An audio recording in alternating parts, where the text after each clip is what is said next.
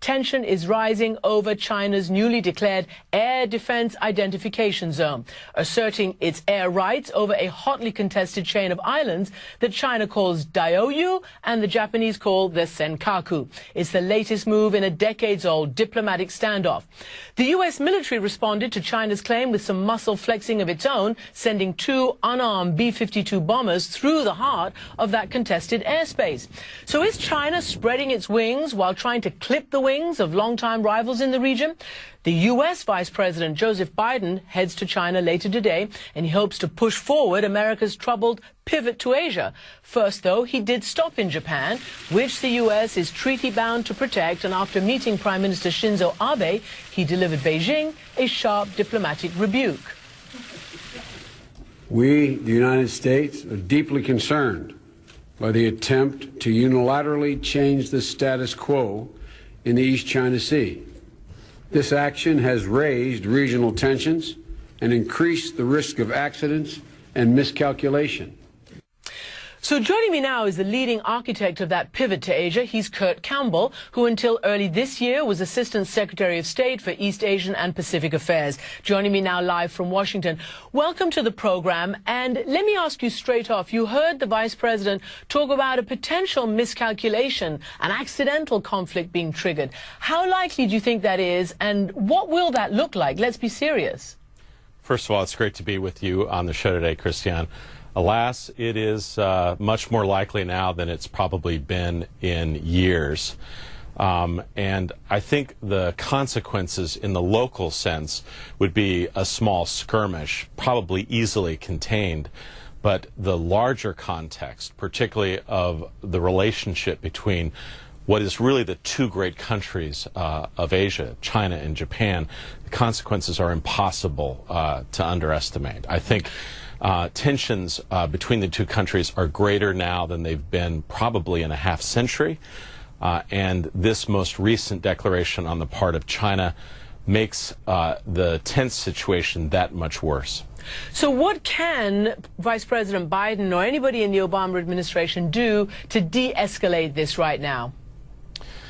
Well, I think right now the most important thing that the United States can do is draw a very clear line about that the new demarcation of a military air zone along the lines that China has indicated is deeply provocative.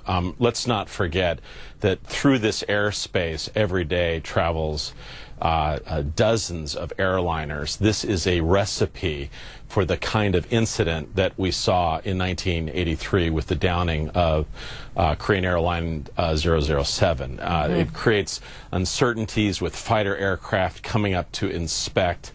This is not helpful. And what it... Sorry?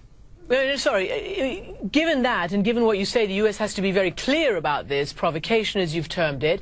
Is there a clear U.S. red line that's been drawn then? Because at first, people thought that President Obama did the right thing, sending over the unarmed B-52 bombers.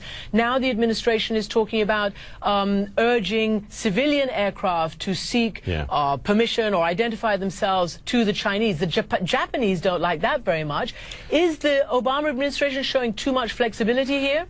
Well, there are two imperatives here, in a sense. One is on the military side, in which we responded very clearly that we were not going to acknowledge this new declared zone on the part of China. Civilian airspace monitors in Japan, the United States, and elsewhere have a different set of metrics, and their prime directive is to avoid a mishap in the air, basically on top of anything else. And so their initial guidance was apolitical in that sense. But I think the problem is that it has created a little bit of incoherence, and I would expect that Vice President Biden will try to clarify what our position is going forward. And what is the position then? Are you the former Assistant Secretary? Yeah, I think what will likely happen is that we will continue to operate militarily in that area as we always have been, and people fly through there regularly.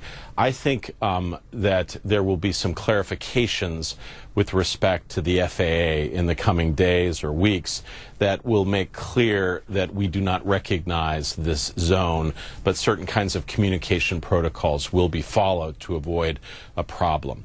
Now, I recognize that it's imperfect, but given where we are, that is the best we can do. What the Vice President has to do, though, is privately convey to Japan and China that, look, this is the cockpit of the global economy. It's the only place on the planet where economies are growing.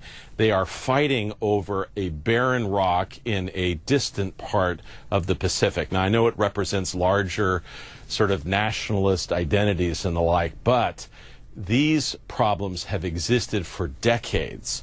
And the key here is you have to export it into the future, change the subject, recognize that both countries have much bigger stakes than struggling over the identity of an uninhabited island in the middle of nowhere. Kurt Campbell, thank you so much for joining us.